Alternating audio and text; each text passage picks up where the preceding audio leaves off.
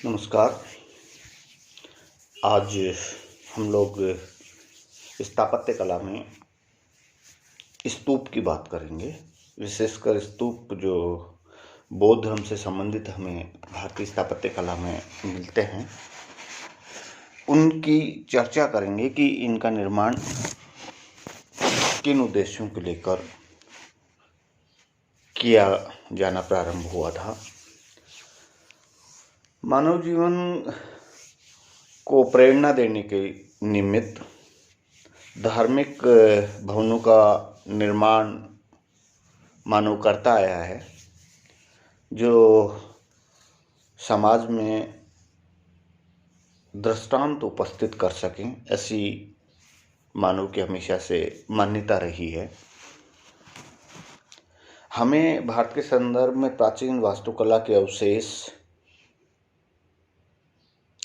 बौद्ध मत से संबंधित मिलते हैं। विशेषकर हम बात करेंगे भारतीय ऐतिहासिक काल की, 6वीं शताब्दी ईसा पूर्व से लेके आगे का जो काल है उसकी। जो स्मारक हमें जो मिलते हैं प्रारंभिक, वो बौद्ध मत से संबंधित मिलते हैं, लेकिन जो परंपराएं हैं वो वैदिक परंपराएं हैं। और इन्हीं परंपराओं में एक परंपरा स्तूप का उद्गम भी वैदिक परंपराओं से ही होता है।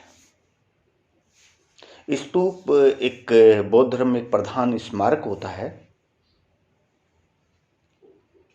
और इसका प्राचीनतम जो शब्द जो है वो संस्कृत में ही है। संस्कृत में इसको स्तूप कहा जाता है और प्राकृत भाषा में इसको थूप कहा जाता है। और स्तूप या थूप का जो अर्थ होता है वो होता है एकत्रित करना, ढेर लगाना, ढेरी लगाना। हमें बौद्ध साहित्य दीर्घ निकाय, अंगुत्तर निकाय, मंजिम निकाय, यहाँ तक कि अमरकोश, इनमें थूप शब्द का प्रयोग मिलता है। यूरोपियन भाषा में अगर बात करें तो यूरोपियन भाषाओं में टॉम शब्द आया है और टॉम का भी अर्थ होता है शव जमीन में गाड़ दिया, वह स्थान जहाँ पे शव को जमीन में गाड़ दिया जाता है। और स्तूप का जो सामान्य अर्थ हमारे यहाँ लिया जाता है वो है एक पुण्य स्थान जिसमें जिस्म भस्म प्रतिस्थापित की जाती है। एक ऐसा स्थान जहाँ पे मनुष्य की मृत्यु के बाद में उसकी भस्म को प्रतिस्थापित किया जाता है, उसको हमने स्तूप कहा। इस दृष्टि से हम ये कह सकते हैं कि स्तूप पवित्रता की भावना तथा अशुद्ध से रक्षा करने की भावना की इच्छा इसमें निहित है, यहाँ स्तूप स्थापित किए गए हैं। दूसरा एक शब्द बौद्ध साहित्य में चैत्य का आता है। चैत्य मूलतः पर्वत गुफाओं में खोदा जाता है, जिसमें स्तूप का आकार वर्तमान रहता है।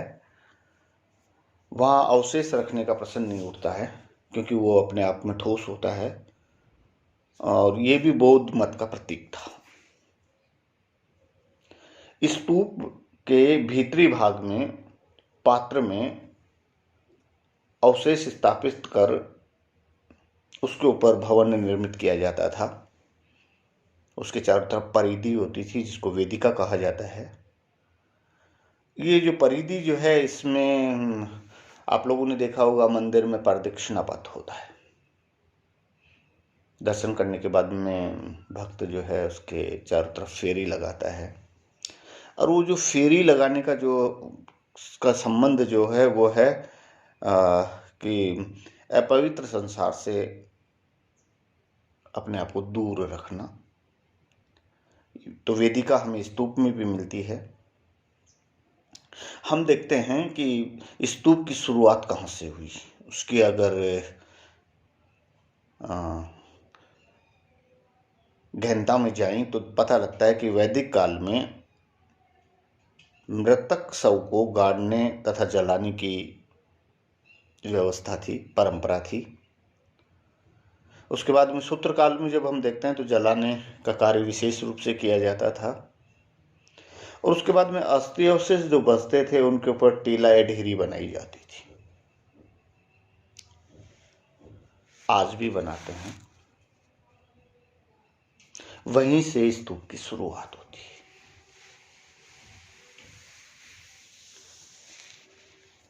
और शव की राख को भस्म पात्र में रखकर उनके ऊपर स्तूप बनाए जाने लगे, क्योंकि महात्मा बुद्ध की मृत्यु के पश्चात 8 स्तूपों का निर्माण हुआ था और बुद्ध के अवशेषों पर स्तूप बने थे।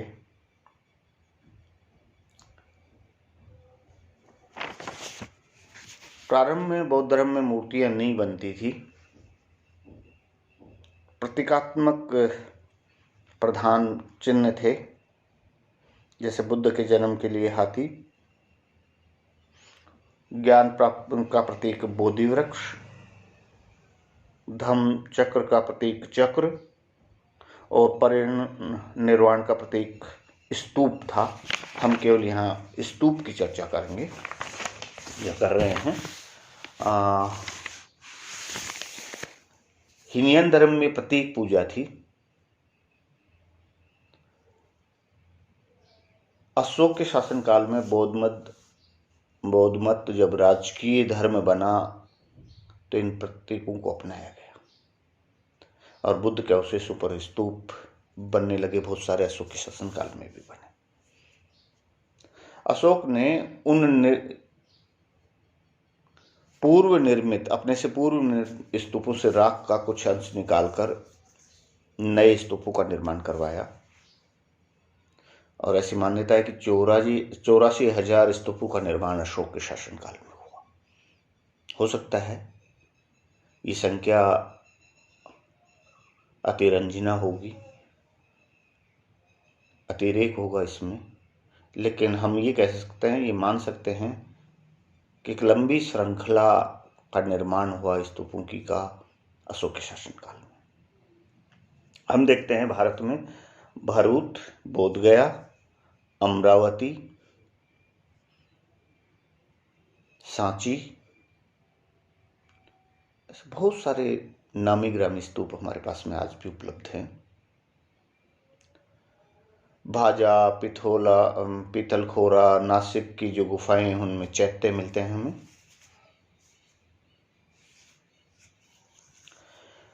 बुद्ध की मृत्यु के तत्काल पश्चात उनके अवशेषों को 8 जगह बांटकर 8 जो स्तूप बनाए गए थे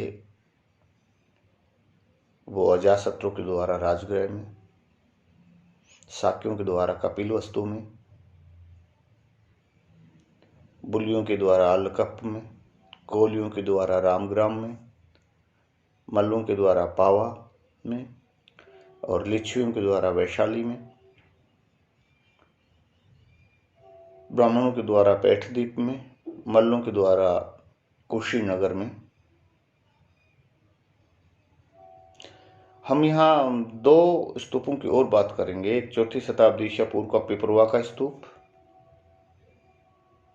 और द्वितीय सांची का स्तूप। स्तूप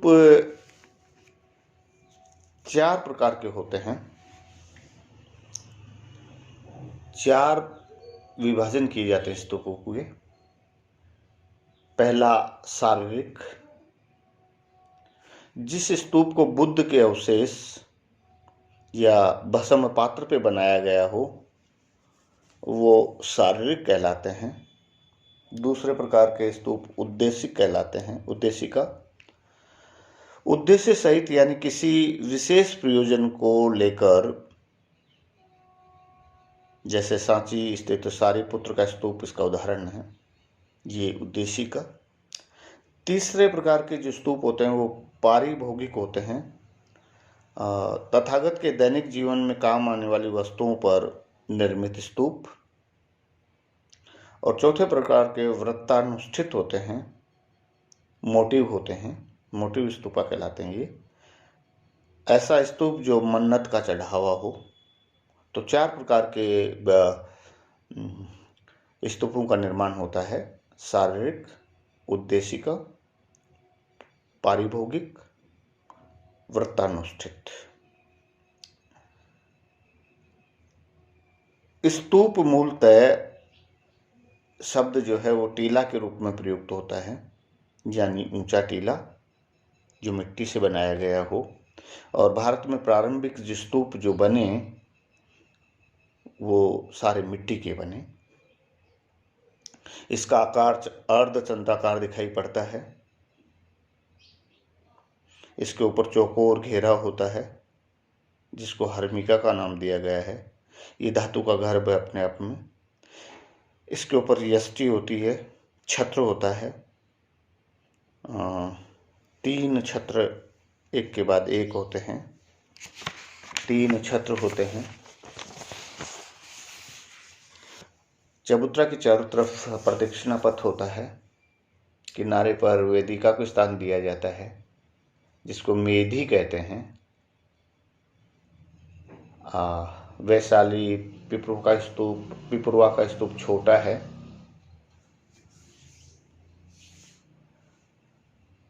हीनियन संप्रदाय से संबंधित धर्म राज्य का स्तूप जिसमें हरिमिका और छत्र का भाव है। भगवान बुद्ध को महापुरुष मानकर कालांतर में स्तूप के साथ जोड़ा गया है और ये शुंग काल में विस्तार हुआ है।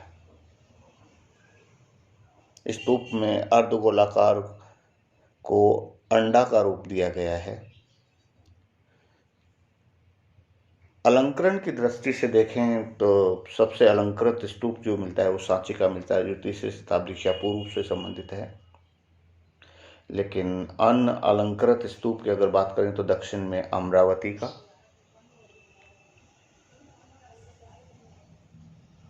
भरूच, बोधगया और अमरावती के स्तूपों में वेदिकाएं सुंदर रीति से बनाई गई हैं। वेदिका के 4 भाग होते हैं। पहला आलंबन, दूसरा स्तंभ, तीसरा सूची और चौथा उष्ण्यस। आलंबन स्तंभ को सीधा रखना, नीचे जमीन के नीचे से उसको लाना।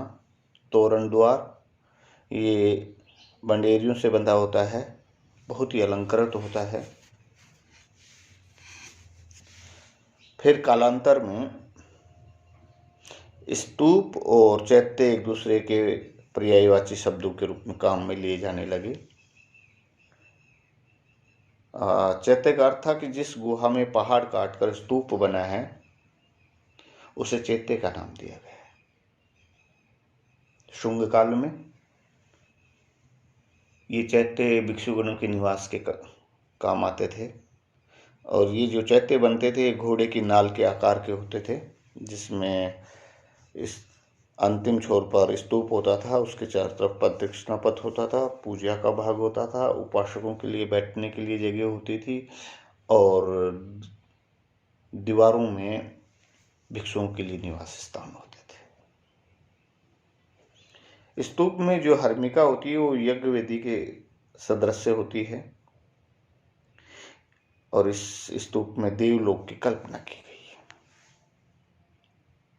ऊंचा चबूतरा संसार का प्रतीक है, जगत का प्रतीक है। जैसे मंदिर में जगत होता है वैसे ही स्तूप में भी होता है। अर्ध गोलाकार स्तूप या अंड ये अंतरिक्ष का प्रतीक होता है। हर्मिका जो है वो देवलोक का प्रतीक होता है, जिसमें भस्म पात्र कल्पित निवास स्थान माना गया है। छत्र यष्टि राजस्व का प्रतीक होता है, राजस्य प्रतिष्ठा का प्रतीक होता है। इसमें 4 महत्वपूर्ण बातें स्तूप में। उसका जो प्लेटफॉर्म होता है जिसके ऊपर हम चबूतरा कर रहे हैं, जिसके ऊपर स्तूप का निर्माण किया गया है, वो संसार का प्रतीक है, जगत का प्रतीक है। उसके ऊपर अर्धगोलाकार स्तूप जो अंड जो है वो अंतरिक्ष का प्रतीक है। उसके ऊपर जो चौकोर हर्मिका जो है वो देवलोक के प्रतीक है। उसमें जो भस्म पात्र रखा गया है वो कल्पित निवास स्थान माना गया है।